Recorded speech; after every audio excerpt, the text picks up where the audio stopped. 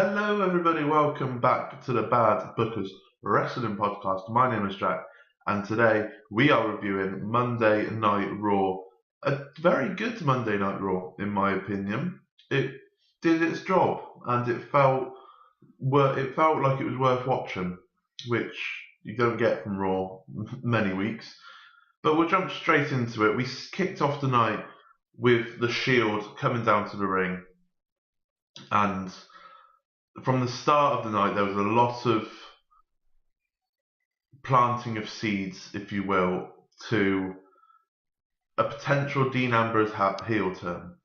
At one point in the promo, Seth and Roman held up their belts, the IC belt and the Universal belt, where Dean couldn't look at them. He looked away, and he did a lot of foreshadowing, if you will, and it was really good to watch. They quickly got interrupted by, they called out Baron Corbin, and he said that, I'm going to get some partners, but there are these guys that don't like you. And then Braun, Dolph, and Drew came out and started laying some home truths onto Dean Ambrose, saying how, you helped Seth get the IC belt, but you got nothing. You help Roman keep the Universal title from Braun trying to cash in his Money in the Bank, and you've still got nothing. You're being used, pretty much. And it was like, oh damn, damn, some truths coming out, man. It was very good. And ever since that point, we had promos throughout the night between, the first one was Dolph and Dean.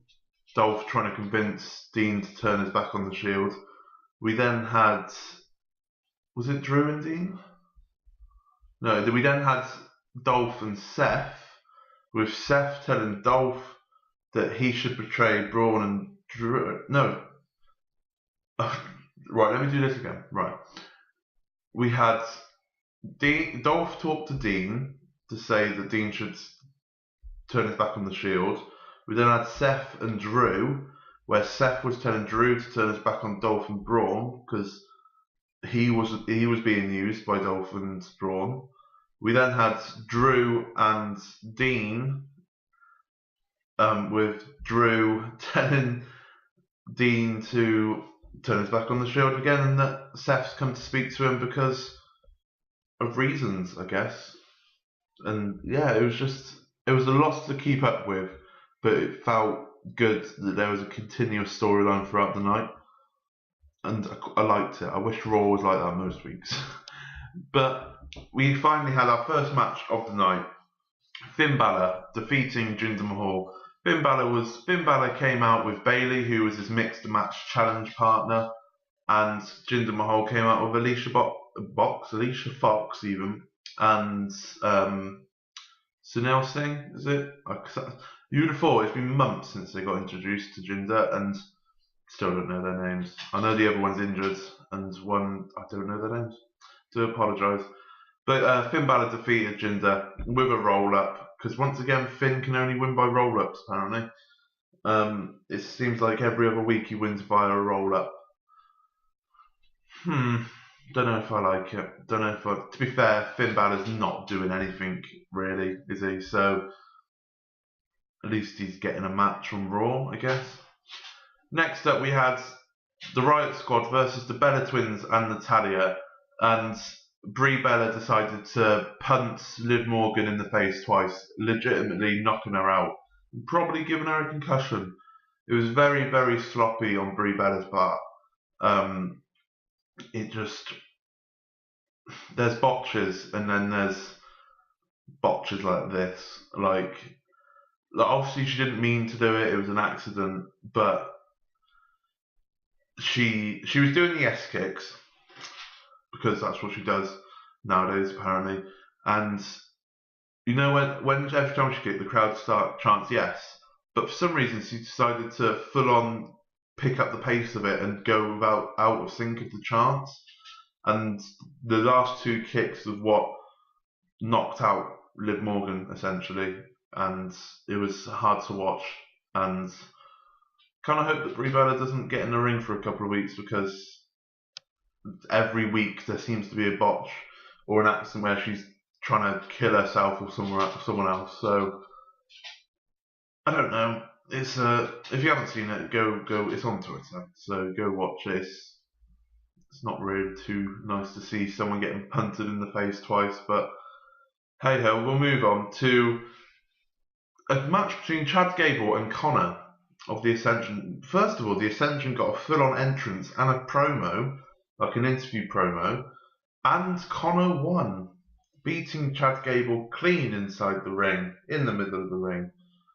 It was madness. I think I saw on Twitter that was Connor's first singles win since 2013 when they're on NXT, I believe.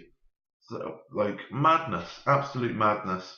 It was an alright match. You know, as Chad Gable, and any Chad Gable match is usually pretty good. So, yeah, Connor won, which was a surprise in itself. Next up, we had the Raw Tag Team Champions, Dolph Ziggler and Drew McIntyre, defends their titles against the Revival. Once again, this was a very good match. Drew and Dolph retained, obviously, because they're not going to lose on Raw, I don't think. They'll probably lose on a pay-per-view to CF17, won't they? But it was a very good match. The Revival, we haven't seen them in a couple of weeks after Drew and Dolph cost them their title shot against the B team. And this was their title shot. Very good match, like I said. Couldn't quite get the job done. Decent match. Next up, we had Bobby Lashley versus Elias again. This time, Bobby Lashley won via disqualification. And this time, Kevin Owens was in Elias' corner and Leo Rush was in Bobby Lashley's corner. It was an okay match.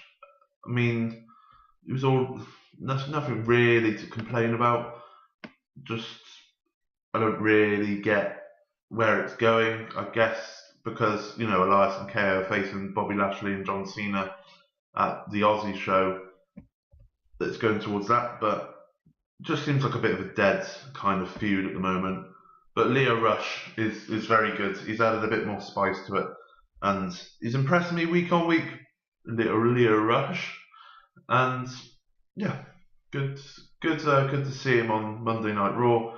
And good that he's getting TV time as well.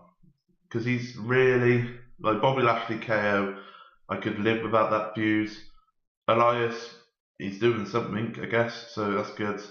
Leo Rush is quite clearly the best person in this feud at the moment, in my opinion. Next up, we had a very short match between Nia Jax and Alicia Fox. Nia Jax winning in about 2 minutes, I believe. It wasn't too long. Not much to say about this match. Ember Moon was in Nia Jax's corner, and Alexa Bliss and Mickie James were in Alicia Fox's corner. Like I said, Nia Jax, Samoan drop, 1, 2, 3 inside 2 minutes, I think. Not much to say.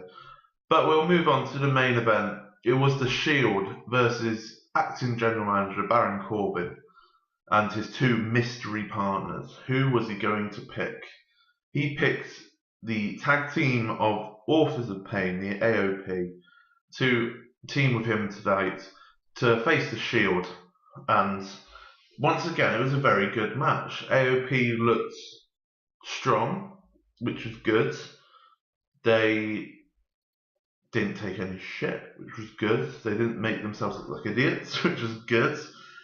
The match was all centered around Dean. Like, was he going to turn? Was he going to stick with The Shield? Which again was good. Everything was leading well.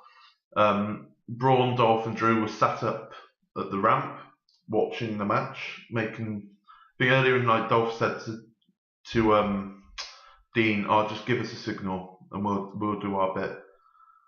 That signal never came. Roman speared Baron Corbin to get the 1, 2, 3, and the aftermath of the match was Roman and Seth inside the ring with their titles. Braun, Dolph, and Drew just slightly down from the stage, like pretty much at the bottom of the ramp, with Dean just in the middle, looking between the two. And there was a mixture of the crowd chants of turn and Shield. Dean was conflicted, I think the word is, in there, but he ran into the ring, did the Shield, fist in the mid, and we'll have to wait and see whether Dean turns heel, because they planted a hell of a lot of seeds on a Dean heel turn, and it'd be interesting to see whether they pull it off anytime soon, because obviously they're not going to pull it off before Australia, because that's a week on Saturday, I believe. So, and it's the Shield versus Dolph, Drew, and Braun.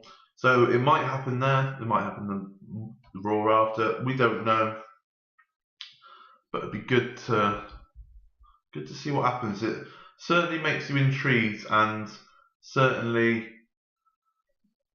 keeps you watching. I guess definitely the storyline with the backstage promos between the two, everyone trying to get everyone to turn on their partners, pretty much.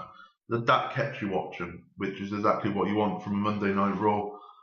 But like I said, Monday Night Raw, it was very good in my opinion. If you get a chance to watch it all, I don't know how much you'll see from the YouTube highlights, but if you can watch it live, if you can find somewhere to watch it live, or Sky or the USA Network are showing it again, watch it, because it was very good in my opinion. But yeah, Monday Night Raw, very good. If you like this review, please please subscribe if you're new around here or you haven't done so already. And I shall see you tomorrow for SmackDown Live, hopefully. I do have to apologise for last week.